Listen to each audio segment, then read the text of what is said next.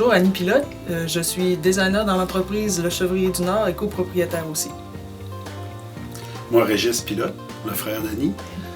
Je suis copropriétaire du Chevrier du Nord également. Et puis, moi, je suis agronome dans la formation. Au tout début de l'an 2000, fin 99, on a créé l'entreprise Le Chevrier du Nord, entreprise familiale régionale.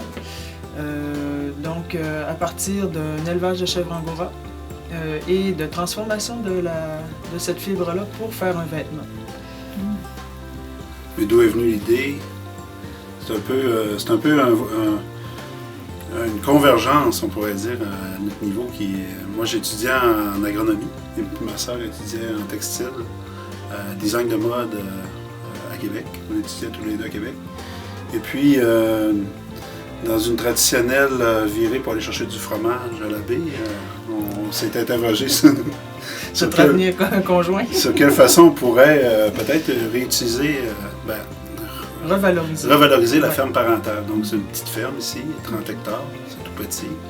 On s'interrogeait si on pourrait faire de quoi pour pouvoir, d'un premier temps, garder nos parents sur la ferme.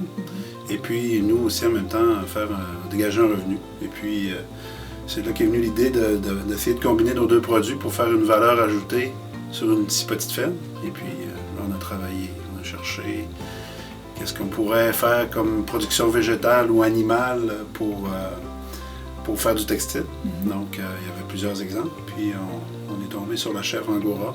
Au niveau agronomique, ça produit beaucoup une chèvre angora, ça donne beaucoup de fibres, mais au niveau textile, ça a des caractéristiques vraiment très intéressantes là, au niveau de produits nobles, produits à haute valeur ajoutée. Et ça existait ici au Québec comme élevage. Okay. Donc on pouvait instaurer ici sur la ferme. C'était réaliste. Oui, et donc la chèvre pouvait être résistante à nos hivers québécois.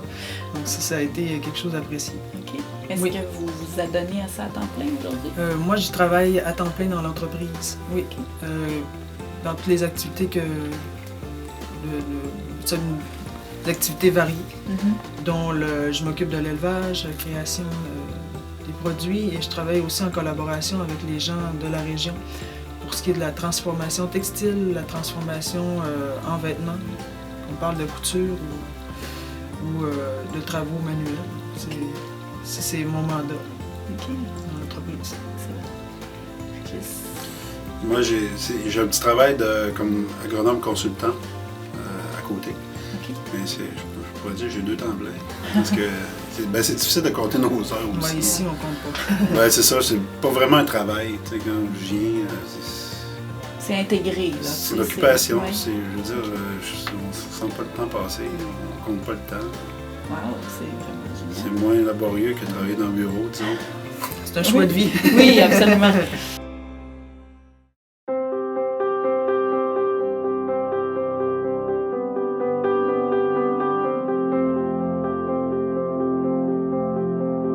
Alors, bonjour Lise. Oui, bonjour. J'aimerais ça que tu m'expliques là, comment tu fais, toi, pour arriver au boudin final. Alors, qu'est-ce qu'on a ici devant nous? Fait que là, ici, on a, justement, ça, c'est de la laine de mouton islandais. OK. Puis là, elle arrive, elle est toute propre, puis elle a été cardée une première fois. Ça, c'est dans quel but? C'est pour, justement, la rendre plus douce, okay. Comme la peigner. OK. Comme, on pourrait la peigner. Une petite coupe de cheveux. Avant, on peignait avec ça. OK, parfait. Maintenant, on peigne avec les machines. OK. Ce que je vais faire, c'est que je vais mettre de l'antistatique. OK. Mais vu qu'il est déjà passé une fois à la machine, il y a déjà eu de l'antistatique. OK. Fait que là, je vais lui rajouter plutôt de l'antistatique et de l'huile. OK. L'huile, c'est-tu pour favoriser quelque chose? Est-ce que c'est...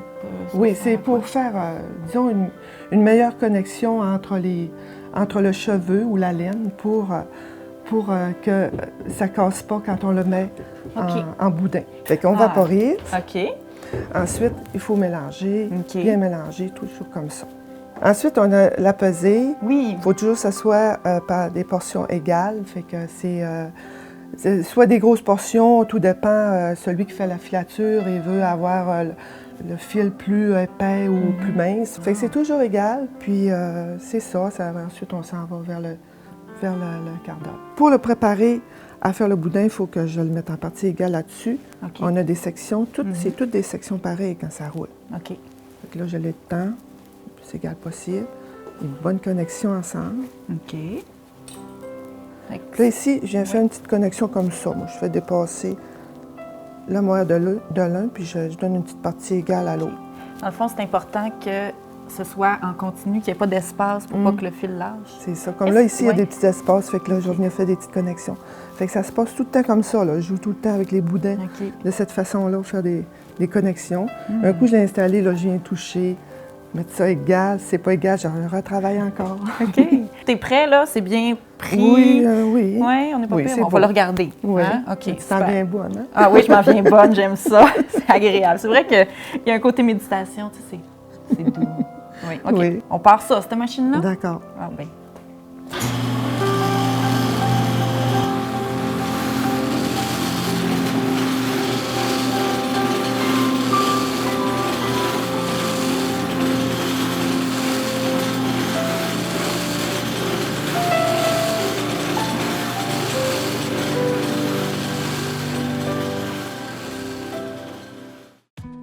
Être copropriétaire d'une entreprise familiale comme ça, ça donne beaucoup de tâches à réaliser. Pour moi, les tâches, ça va au niveau de la production, du suivi des terres agricoles qu'on a, puis suivi des troupeaux de chèvres et de moutons. Puis la transformation, moi, je vais toucher à la transformation jusqu'au fil. Donc, c'est moi qui est un petit peu en charge de la filature. OK. Et puis, les autres tâches, ben, c'est plus des tâches administratives, je dirais. Gestion d'entreprise, comptabilité, développement de marché, participation des salons. Donc, puis aussi accueillir les gens dans le cadre touristique. Là. Donc, Oui. c'est ça, je touche à l'agriculture, au textile, puis à l'agrotourisme OK, tout ça. et à l'administration. Les chèvres que vous avez, j'aimerais ça qu'on parle un peu de votre faune. La faune ici? Oui, la faune ici. Ben, là. c'est- Tu peux nous parler un peu de... On peut dire que c'est une faune à laine. Donc, Ouais. on essaie de réunir... C'est certain que la chèvre angora, c'est à la base de notre production, mais on essaie de réunir aussi d'autres animaux qui produisent des fibres qu'on peut valoriser au niveau textile. Par exemple? Donc, on a le mouton mérino, on a le mouton d'Islande, Oui, on a le lapin angora. les lapins. Qu'est-ce que vous faites avec les lapins? Donc, le poil, on recote Ah. le poil par brossage de l'animal. Ah ouais! Et puis, on peut utiliser ce poil-là, faire du fil avec. On peut l'utiliser dans des combinaisons aussi avec d'autres fibres OK. pour faire du fil. On aime bien faire les mélanges. Donc, le mohair est toujours à la base, mais on ajoute une laine, on ajoute un alpaga ou un angora au niveau de la fibre. OK. Puis, avec ça, on peut travailler une infinité de façons là, au niveau du fil, au niveau du produit fini. OK. Donner vraiment une exclusivité, finalement, au fil que vous créez, dans le fond. C'est ça qui est intéressant. Ouais, déjà, de la créativité, on peut dire qu'on en fait au niveau du fil. Donc, parce qu'on peut créer notre fil, Oui. et puis l'ajuster à nos besoins, lui donner le caractère qu'on veut à ce niveau-là. OK. Bien, tout ce cheptel d'animaux-là, combien de chèvres vous avez? On a une 60aine de chèvres angora, OK. plus une dizaine de moutons, OK. une dizaine de lapins aussi angora. Et puis, c'est ça qui constitue l'essentiel de notre cheptel. OK. Ça paraît petit, mais c'est quand même très prolifique. Là, Par exemple. comme, une chèvre angora, ça produit annuellement à peu près 5 kilos de toison. OK. Donc, 60 chèvres, on est environ à 300 300 kilos de toison annuellement. Oh, c'est quand même beaucoup. Oui, c'est beaucoup.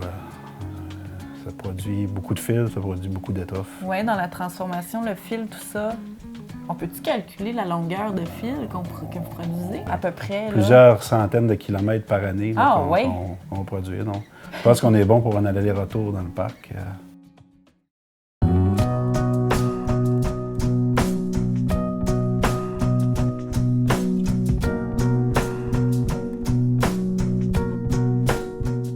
Mon travail, je te dirais, démarre à la base de l'élevage même. C'est-à-dire que oui, je m'occupe de l'élevage, du train quotidien en ce qui a trait à l'alimentation, mais je m'occupe aussi de faire la création à partir de la fibre de l'animal. Donc oui, je fais la création du vêtement, mais il faut d'abord que je m'inspire de cette fibre-là, parce que c'est cette fibre-là qu'on a choisie pour les créations et en fait, j'ai destiné tout mon côté créatif à utiliser cette fibre qui est une fibre animale. Donc, il faut que j'ai des idées un peu pour la texture du fil, si on veut, les étapes de fabrication ou de transformation du fil. Si je veux avoir un fil texturé, donc ça, c'est en quelque sorte mon mandat. Ensuite, mon autre mandat passe par l'étoffe. L'étoffe, ça comprend les tricots. Tricot, ça en est un exemple. Okay. Ce qui est tricoté à la broche, à la main, ou ça peut être tricoté aussi sur un métier à tricoter. Okay. C'est un assemblage de loupes dans le fil. Dans un exemple ici, là, j'ai 2 fils de couleurs différentes. Donc ça, c'est un mandat que j'ai aussi de créer l'étoffe elle-même. Okay. Et par la suite, on va créer le vêtement. Il y a l'étoffe, ça comprend les tissages aussi. Les tricots, tissages, les feutres. Donc, c'est plusieurs types c'est à l'infini. Beaucoup de responsabilités?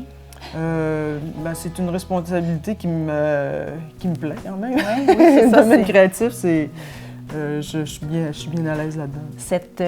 Ce travail-là, avec ce choix de fibres, de fil ou de matière animale-là, ça t'inspire, mais est-ce que, tu as une diversité de produits, est-ce que c'est une contrainte ou c'est un stimulant pour aller toujours chercher quelque chose de plus dans la créativité? C'est une contrainte imposée, si on veut.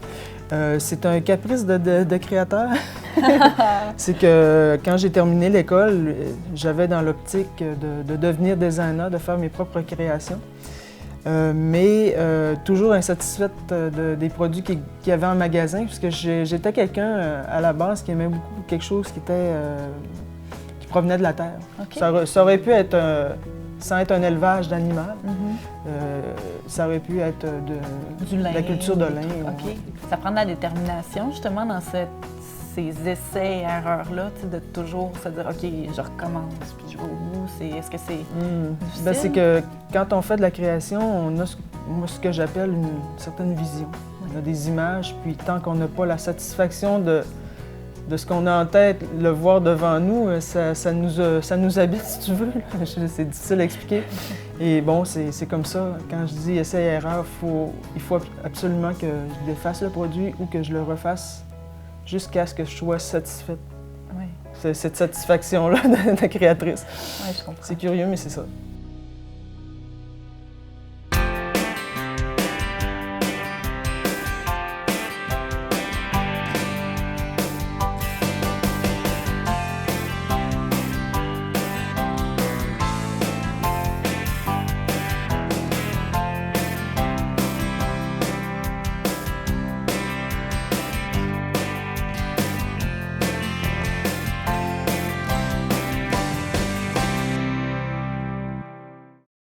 Pneus Airgay, fier partenaire de la Route des artisans.